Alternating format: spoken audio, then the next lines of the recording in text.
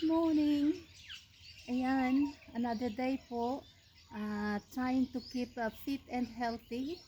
At napakaganda po ng umaga namin ngayon dito sa Australia. At ayan po, nagte-take advantage ng medyo maganda pang temperature kasi medyo malamig-lamig pa po ng kaunti. Ayan.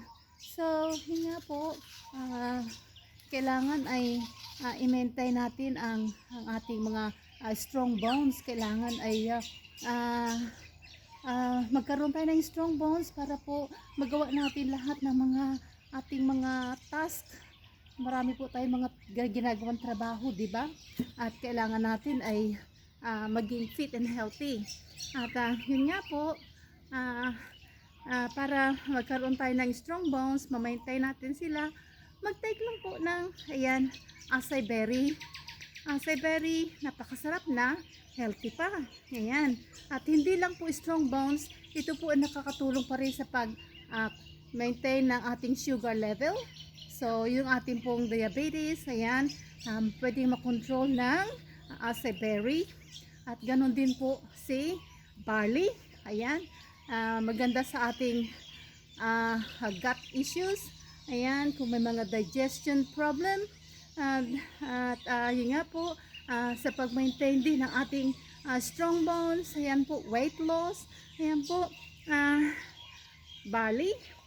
At ganun din po, ayan, si Garcinia. Kaysa po kayo ay uminom pa ng mga soft drinks, ayan, yung mga fruit juice na nabibili na puno ng sugar. Try po natin ang Garcinia. Ito po ay parang lemony ang taste at or orange. Ayan po, masarap, healthy pa.